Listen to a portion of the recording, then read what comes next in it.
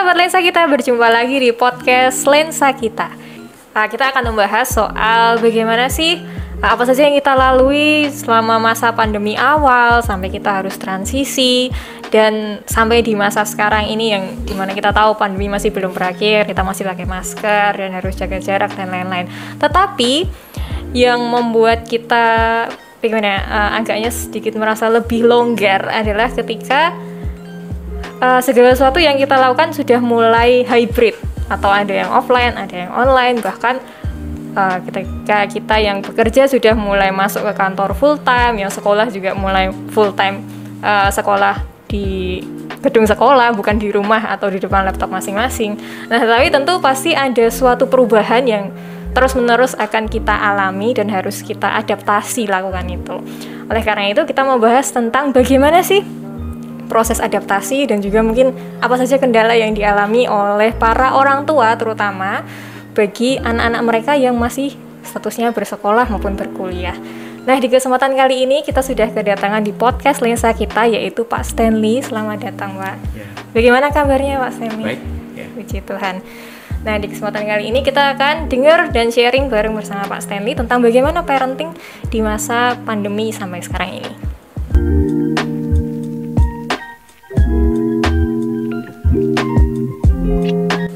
Nah, mungkin sebelum kita masuk ke topik pembahasan ya Pak Stanley, boleh tahu Pak, Pak Stanley berkeluarga, anaknya ada berapa? Saya berkeluarga, anak saya 3. 3? Laki-laki, perempuan, laki-laki. Yang laki-laki ini baru wisuda, berarti udah selesai ya, berarti kan masanya ceritanya parenting anak kerja nih ya. Anak kerja. Lalu yang kedua, itu kuliah. Tapi yang kuliah ini sampai sekarang belum pernah lihat kampusnya. Jadi dia kuliah di Bandung, tapi karena online, jadi anak Bandung tapi nggak pernah ke Bandung, gitu ya. Nah, yang ketiga ini happy nih, baru happy, dia kelas 3 SMA, sekarang berarti kelas 12. Ini udah mulai offline, ya. Kira-kira kayak gitu tuh. Oke. Nah, itu bagaimana Pak? Itu kan ada yang sudah lulus kuliah, ada yang semester awal kuliah, ada yang sudah mau lulus sekolah. Ini masih sekolah semua nih pasti waktu pandemi selama 2 tahun ini. Dinamika dalam keluarga itu bagaimana Pak? Di dalam Pak Stanley sebagai seorang ayah kepala keluarga, terus pandemi ini di mana mereka semuanya harus melakukan sesuatu di rumah, sekolah lewat rumah, online dan lain-lain. Yang awal-awal pandemi gitu. Kalau ngomongin awal pandemi ya semua kalau pas kena pandemi pasti bawaannya khawatir. Biasa bahan khawatir, lalu mulai ada perpindahan dari offline ke online. Itu yang pertama, itu kan berarti perubahan paradigma tuh. Tadinya kita sama online agak gimana ya, nggak bersahabat lah ya, karena tahu kalau kebanyakan itu jadi addiction katanya. Jadi wah, dibombardir, hati-hati anak-anak bisa addict sama gadget dan macam-macam. Tapi masuk ke pandemi berubah nih. Ya, ceritanya berubah. Nah, di situ kan mulai kita yang tadinya nggak butuh internet di rumah, jadi harus punya internet. Lah, kalau sudah ada wifi di rumah, ya udah deh. Ya, ini satu perubahan yang terjadi di keluarga kami yang jelas sekarang kayaknya keluarga di seluruh dunia kayaknya ya. Anak-anak yang tadinya nggak megang gadget, sekarang ya kayak dipaksa. Harus punya. Harus juga nggak cuman gadget megang aja dan online. Isinya juga online itu. Nah, ya oke. Jadi kalau awal kayak gitu, ada transisi seperti itu. Cuma sekarang kan kita baru ngomongin parenting di after ya, setelah pandemi ya. Jadi ini masalahnya justru kalau saya ngelihat justru lebih kepada dampak dari selama 2 tahun online. Itu yang harus disikapi dengan baik gitu ya. Terus sikapnya seperti apa? Kayak kan kalau kita ngomongin pandemi diomong biasa, nggak biasa juga sih. Karena kita punya background masing-masing beda-beda semua. Ada orang-orang selama pandemi mereka safe. Jadi saya yakin masih ada orang di Indonesia yang belum pernah kena COVID sama sekali. Sehingga waktu mereka melewatin itu, mereka kan nganggep bahwa ya pandemi sih, tapi kayaknya nggak apa-apa. Biasa aja gitu ya. Tapi ada yang kehilangan keluarga tuh. Itu traumatik berat tuh ya. Nggak mungkin kita ngomongin cara pandang orang yang satu sama yang lain sama. Ada lagi yang nggak meninggal tapi sempat sekarat. Itu beda cerita lagi tuh. Iya benar. Itu punya cerita yang mengerikan lagi, ada ucapan syukur dan macam-macam. Tapi ada yang sakit OTG doang. Iya kan? Oh nggak apa-apa sih, tapi positif gitu. Ada kan yang gitu model gitu. Wah nggak apa-apa. Nah, dia menulari orang sekitarnya. Itu kan paradigma gitu. Tapi setelah ini semua kan seolah-olah jadi tuh kan, yang gitu juga bisa ngomong. Sekarang nggak apa-apa juga kan? Terus kenapa dulu gini? Nah, kalau kita berandai ke sana terus, akhirnya ruwet lagi. Nah, kami di keluarga, kalau saya untuk parenting, misalnya untuk bagaimana menjadi orang tua, satu yang perlu konsep, kita tuh penyintas semua. Jadi, konsep dasarnya bersyukur. Kalau kita ngomongin bagaimana parenting after, berarti ini penyintas nih, orang-orang yang selamat, survival gitu ya, berhasil melewati masa itu. Apapun kondisi di belakangnya, ya kita harus punya pikiran terbuka bahwa latar belakang dari setiap teman-teman kita beda-beda semua. Ada yang latar belakangnya kehilangan orang yang mereka kasihin, waktu mereka agak paranoid, ya kita jangan ngapain sih lu kayak gitu, biasa aja, ini nggak ada apa-apa, nggak bisa, itu nyakitin gitu ya, nyakitin banget gitu. Padahal dia ngalamin sesuatu yang mengerikan waktu itu. Tapi ya ini, tapi kan semua lewat tuh, berarti sikap hati yang harus kita miliki kalau sebagai orang tua, buat anak-anak merasa bahwa kamu bersyukur udah lewat. Tapi bukan berarti sembarangan. Nah itu aja.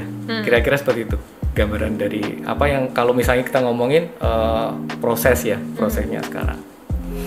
Tadi di awal Pak Stanley bilang ada kekhawatiran. Itu termasuk kekhawatiran itu kan?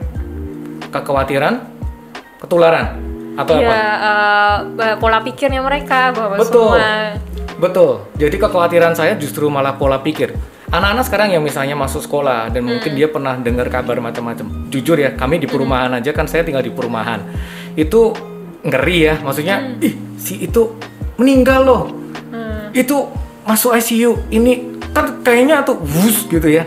Nah, kan ada orang yang bisa punya kerangka berpikir tenang, tapi ada yang panik. Nah, gimana kita sebagai orang tua? Karena anak kita tuh macam-macam tuh. Setiap anak pasti punya, apalagi Eca saudaranya banyak kan, beda-beda ya. Semua pasti beda-beda. Nah, orang tua harus mulai ngerti bahwa setiap anak itu punya penanganan berbeda-beda untuk membekali mereka setelah pandemi ini kayak apa.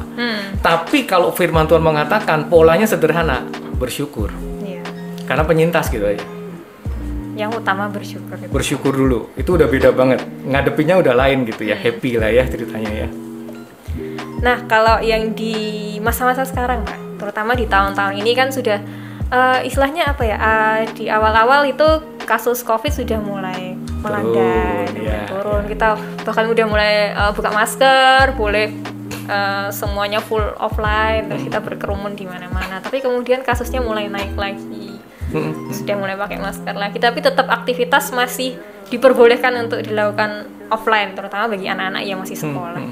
Itu apakah Pak Stanley juga merasakan kekhawatiran itu di masa sekarang, atau sudah anak-anak sudah ada bekal itu untuk kemudian mereka bisa beradaptasi dengan transisi yang sepertinya transisi baru lagi gitu Pak? Oke, sebenarnya kan transisinya kan back to ya, kembali ya. Sebenarnya kita ngomongin kembali, tapi kan kembali dengan traumatik. Oh, iya. Itu beda sekali ya. Yang waktu itu kita menghadapi sebuah masalah, lalu sekarang kembali ke sesuatu yang sebenarnya bukan sama, tapi beda.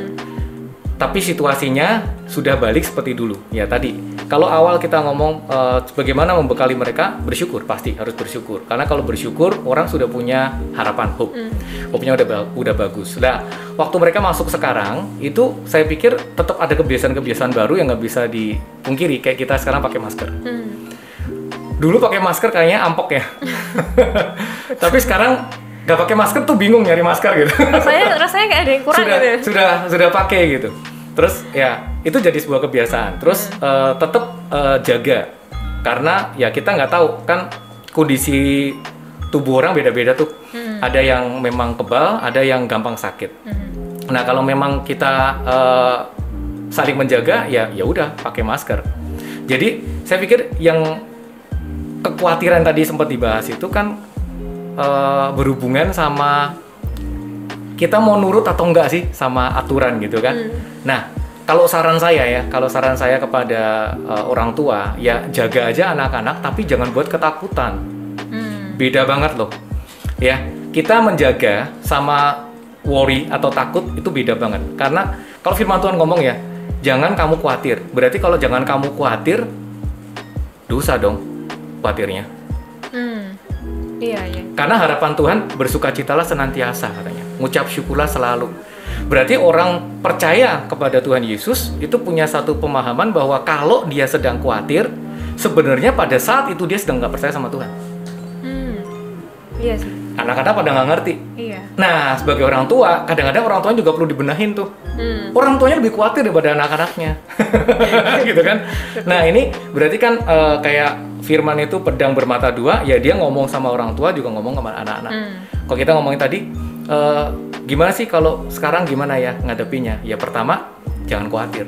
Orang berjaga-jaga itu sikap hatinya bukan takut, sikap hatinya siap-siap. Jadi kita pakai masker, lalu kita bawa hand sanitizer, lalu kita nggak salaman dulu, atau kita punya etika yang berbeda dari sebelumnya, itu bukan berarti langsung disamakan dengan khawatir.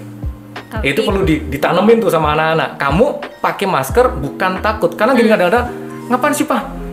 Udah lewat, ngapain pakai gitu. Nah, kita kasih tahu bukan masalah takutnya, tapi etikanya yang berubah, kultur masyarakatnya berubah. Nah, waktu kamu satu lingkungan memang nggak ada masalah dan kamu juga merasa aman, ya udah, kamu lepas aja masker, nggak ada masalah sama sekali untuk itu. Tapi kalau kamu merasa wah nggak wise nih, nggak bijaksana, saya ngomongin sama anak-anak ini, semua di sini kan juga ada orang tua dan anak-anak kan kepikirnya kan gini, saya tinggal sama orang tua, mungkin ada tinggal sama opa-oma, ya, sama maksudnya keluarga yang besar gitu ya. Ya pikirlah keluarga. Bukan takut, tapi bagaimana kita punya attitude atau sikap saling menjaga aja. Saling menjaga aja. Berarti itu yang perlu ditanamin sama anak-anak sekarang kalau mereka sekolah. Karena kan ada juga tuh orang tua yang paranoid banget, anaknya yang paranoid gitu kan. Nah, kalau kita sebagai orang-orang percaya Tuhan, ya segala sesuatu tidak ada yang lepas daripada kedaulatannya Tuhan. Dan kita harus berhikmat itu ya Pak ya? Betul, jadi beda ya takut sama berhikmat gitu. Nah, tadi kan kita harus berhikmat itu ya Pak ya? Betul. Kita nggak boleh takut, tetapi kita siaga, kita berjaga-jaga, kita juga saling menjaga keluarga, teman-teman, dan orang-orang di sekitar kita. Nah, karena ini anak-anak sudah terbiasa dengan hal-hal yang online, serba online, semuanya internet, gadget, dan lain-lain. Kira-kira apakah Pak Stanley ada mungkin saya ambil lagi rasa ketakutan itu ya, atau rasa khawatir itu tentang ya mungkin sekarang anak-anak jadi sudah lebih terbiasa dan tambah terbiasa dengan gadget dan hal-hal online gitu. Apakah ada dampaknya gitu Pak untuk parenting dan juga bagi anak itu sendiri? Oke. Ya, yang pertama bahwa kalau saya pribadi takut tuh harus dibuang. Jadi khawatir juga sebenarnya itu kita supaya waspada. Jadi jujur yang paling penting adalah bagaimana kita menyikapi sesuatu yang berubah tadi selama 2 tahun. Selama 2 tahun, jujur ya, semua yang mempengaruhi anak-anak muda sekarang orang tua harus tahu nih, itu adalah media dari internet. Mau itu film dari Korea, mau itu film dari Cina, mau dari Thailand, mau dari Indonesia, mau itu anime, semua akan mempengaruhi anak-anak kita selama 2 tahun ini. Ya, karena nggak ada hiburan lain. Mereka mau keluar nggak boleh, betul. Mereka mau kemana-mana nggak bisa, kumpul sama temen mau ngomong apa juga upward lama-lama. Pertamanya sih, tapi itu nggak ada cerita, karena nggak ketemuan. Serunya nggak ada dong. Kalau ketemu kan, wah ada yang lucu gitu ya. Ini kan nggak ada yang lucu gitu. Apa yang lucu gitu kan? Akhirnya larinya kemana? Film, sosial media. Mereka akan ke TikTok, mereka akan ke Instagram, ya beberapa orang bagus ke bisnis, ada bagusnya juga sih ya, bisnis rumahan, ya. Ini tergantung dari bagaimana orang tua mengarahkan anak-anak tadi. Nah, tapi ada bahaya yang cukup penting buat orang tua berhubungan sama parenting. Satu, pendampingan perlu buat anak-anak. Saya selama anak-anak saya nonton, ya, karena kami juga semua kan pasti, saya yakin ya, nggak cuma anak-anak yang nonton, orang tua juga ikut nonton. Saya malah berusaha untuk kita nonton bersama. Jadi konsep parentingnya itu kebersamaan atau istilahnya keteladanan. Saya mempelajari dulu zaman-zaman 2010-an lah, 10, wah zaman pertama-pertama film-film Korea Cina terkenal tuh. Mereka tidak ada yang namanya seks. Mereka ciuman aja kayaknya seru banget tuh. Terus akhirnya endingnya selalu celebration of love, married, ada pernikahan. Tapi sekarang, coba buktikan. Apa yang diajar kepada anak-anak? Kalau sudah pacaran, itu boleh hubungan seks. Tapi kalau nggak sama pacarnya, seolah-olah ceweknya tuh kayak, wah menjaga diri banget. Wah ini masuk kepada anak-anak muda, terutama pada wanita-wanita, seolah-olah kalau saya sudah jadi pacarnya, nggak apa-apa. Tapi kalau belum pacar, jaga diri. Ya tetap salah semua gitu. Karena seks harus ada di dalam pernikahan. Kerusakan-kerusakan morality seperti ini yang harus menjadi perhatian parenting orang tua setelah pandemi. Karena kita nggak tahu apa yang dilihat anak kita. Ya, itu mau film Korea, mau film Cina, mau film Thailand, mau film Indonesia, masuk semua. Ya Indonesia sekarang juga sama aja. Sama aja. Ada unsur-unsur gitu. Jadi ini yang perlu di apa ya, maksudnya kalau kita ngomongin parenting ya, ini yang menurut saya yang paling memprihatinkan dari sosial media, terutama satu. Yang berikutnya tontonan, hiburan selama pandemi. Ya, mau nggak mau saya ngelihat mereka berhasil untuk istilahnya merusak atau mencemari pikiran anak-anak selama 2 tahun ini dengan segala sesuatu yang disetting untuk bertolak dengan kebenaran firman Tuhan. Oke. Adakah pengalaman gitu Pak? Misalnya anak-anaknya Pak Stanley istilahnya terpapar dengan konten seperti itu, kemudian Pak Stanley belum tahu nih, belum ada pengetahuan tentang konten itu gitu. Kemudian mereka sudah berpikir, oke, memang kayak gini yang seharusnya gitu. Oke, yang saya alami, karena kalau yang pengajaran dasar kami cukup sering. Jadi saya sering mengajarkan, misalnya habis ibadah atau khotbah atau ada pengajar yang mengajarkan sesuatu yang sedang nyimpang, saya selalu bahas di mobil. Jadi saya langsung to the point. Langsung bongkar sama mereka. Tadi khotbah bagus, tapi ini enggak, ini oke. Enggaknya di mana? Saya akan jelaskan. Biblical. Jadi Alkitab ngomong apa gitu. Itu enggak. Jadi kalau kalian nanti pelayanan atau kalian punya ke depan, ya ini jangan diambil. Yang ini oke, enggak masalah. Nah, yang hal seperti ini yang seringkali jadi persoalan yang cukup runyam. Misalnya, anak saya dekat sama seseorang. Nah, ini yang jadi pemikiran mereka kadang-kadang seringkali diskusinya itu, lupa kan katanya gini, bener nggak? Terus lah, itu mulai ada diskusi agak alot di sana. Tapi nyatanya gini Pak, teman-teman tuh semua gini. Oke lah, kamu menurut teman-teman semua gitu atau menurut firman Tuhan? Itu harusnya kita sebagai orang tua harus kembalikan anak-anak kepada firman Tuhan, karena kita tahu waktu mereka ada dalam firman maka akan baik keadaan hidup mereka. Dan kita harus berani mengatakan gini, saya menghimbau nih kepada orang tua, waktu engkau mau tahu bahwa itu benar-benar putih dan hitam, jangan jadi abu-abu. Karena sayang sama anakmu, salah besar, itu malah nggak sayang. Kalau sayang langsung ngomong, salah. Mau dia benci, biarin dulu, nanti juga ngerti. Nangkap ya? Ini kadang-kadang yang seringkali kita kan, aduh, kok papa mama nggak ngerti banget sih, kolot. Jangan lihat kolot dulu, dasarnya apa dulu? Kalau kolot, ya bisa ditegur. Kami juga pernah kolot kok. Kami sadar kalau pas kami kolot. Maksudnya, iya kayaknya nggak masuk akal juga kalau kita nyuruh mereka hidup di masa kita gitu kan. Betul. Saya ngomong, oh ya ini papi mami kolot. Oke, waktu diskusi kita kalah, kita tahu kita salah ya kita oke, go, nggak ada masalah. Karena pendampingan itu paling penting. Tapi kalau sudah basic dengan kebenaran, nggak boleh. Kamu harus tunduk. Kita aja tunduk, kamu harus tunduk. Karena Tuhan harus menjadi satu istilahnya pemimpin utama di keluarga kita gitu. Nah, yang seperti ini yang diperlukan untuk orang tua dan anak-anak menyadari bahwa Yesus tuh posisinya di mana sih di keluarga gitu. Tuhan Yesus tuh ada di mana gitu. Kalau memang dia adalah center dan dia adalah pemimpin, ya semua harus kembali kepada Dia. Berpusat kepada Yesus. Pusatnya kepada Kristus. Jadi bukan lagi papa benar atau anak benar. Tuhan Yesus ngomong apa? Itu etika Kristen. Papa bisa salah waktu papa nggak sesuai sama Tuhan Yesus. Kamu juga bisa salah waktu kamu nggak sesuai sama Tuhan Yesus. Tapi kalau Tuhan Yesus ngomong A, terus kita cuman beda cara, diskusi lah. Itu berarti bukan masalah penting. Itu cuman masalah istilahnya sekunder tersier gitulah ya. Itu bisa dibicarakan. Kan cuman cara aja. Kalau sama-sama tidak melawan kebenaran, nggak ada masalah. Diskusikan dengan baik. Seperti tadi tipsnya salah satunya itu ya Pak ya. Kalau sebagai orang tua itu jangan di abu-abu, jangan di tengah ya Pak. Kalau betul. Benar bilang iya benar, kalau salah bilang jangan ini salah. Tapi tentunya juga nggak semata-mata itu salah itu benar gitu ya.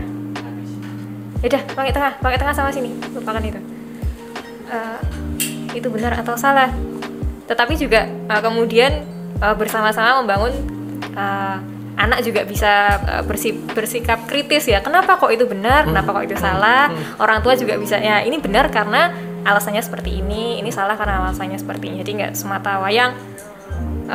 semata-mata benar-benar salah-salah, tapi juga ada alasannya supaya mereka juga bisa ikut berpikir gitu ya. Nggak cuma nurut kata papaku salah kok, kata papaku benar, tapi karena ada alasannya. Jadi mereka juga bisa membangun cara mereka untuk berpikir juga. Sehingga di suatu hari nanti mereka nggak tergantung papa mamahnya, tetapi dari dirinya sendiri. Aku tahu ini salah karena seperti ini, aku tahu ini benar karena seperti ini. Gitu ya Pak Stanley? Iya. Oke. Ada tambahan lagi Pak? Atau sudah? Ayat yang menjadi pegangan aja. 3 Yohanes 1 ayat yang keempat itu ya. Bahwa terus usahakan anak-anak itu dalam kebenaran. Ya saya pikir memang apakah kita akan bawa anak-anak itu dalam Tuhan? Harus. Karena sebentar. Ini saya pancing dulu ya Pak nanti Pak Stanley ya? Iya, itu aja. Oke, lanjut ya. Nah mungkin adakah rekomendasi atau cuplikan ayat yang bisa Pak Stanley bagikan kepada sahabat lensa kita tentang parenting, terutama yang itu tadi ya, kekhawatiran tentang terpaparnya anak-anak dengan media-media dan juga konten-konten di online ini Pak. Ya, ini ada di dalam 3 Yohanes 1 ayat yang keempat ya. Bagiku tidak ada sukacita yang lebih besar daripada mendengar bahwa anak-anakku hidup dalam kebenaran. Nah ini harus jadi pegangan semua orang tua. Karena waktu kita membekali anak kita untuk sukses di muka bumi, terus kacamata suksesnya kacamata duniawi, kita gagal sebagai orang tua. Kacamata kesuksesan anak-anak kita adalah kacamata Tuhan memandang mereka, yaitu kebenaran. Waktu seseorang anak itu berhasil, itu adalah pada saat mereka melakukan perintah Tuhan dalam hidupnya. Bukan pada saat mereka punya banyak uang, punya kekuasaan, dan segala sesuatu yang duniawi. Dan ini harus dipegang sama orang tua. Karena saya ngelihat sekarang orang, dunia ini sedang di-drive kepada semua yang baik loh. Jangan ngomong keadaan dunia tambah lama tambah terpuruk. Enggak, bisa tambah bagus. Tapi tambah bagusnya, Tuhannya mau dibuang jauh-jauh. Bersandar kepada Tuhan akan dibuang. Nah, hidup dalam kebenaran itu bisa ditransformasikan kepada anak-anak, yang terutama dimulai dari orang tua. Karena anak-anak percuma kita ngomong banyak kalau anak-anak ngelihat bahwa orang tuanya nggak di sana. Yang mereka lakukan tetap yang orang tua lakukan. Jadi role model ya Pak orang tua. Role modelnya harus orang tua. Jadi parentingnya teladan. Dan teladannya di dalam kebenaran. Dan sesungguhnya yang paling membahagiakan buat saya selalu ngomong sama anak-anak kami bahwa yang paling penting buat kamu ingat bahwa kamu hamba Tuhan. Kamu mau punya sukses dalam karir semuanya, ingat bahwa kamu hamba Tuhan. Artinya apa? Di dalam seluruh hidupmu, Tuhan harus nomor 1. Kalau itu udah masuk, saya pikir kita akan jadi orang tua yang paling bahagia. Karena suatu hari nanti ketemu lagi di surga. Yeah.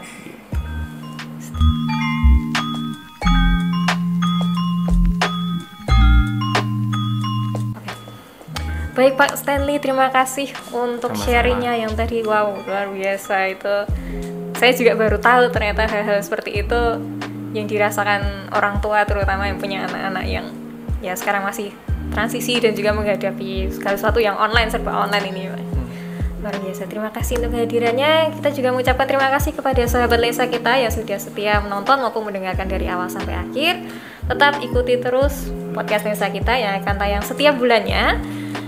Jangan lupa untuk selalu jaga protokol kesehatannya karena pandemi belum berakhir, selalu jaga kesehatannya. Terima kasih, sampai jumpa dan Tuhan Yesus memberkati.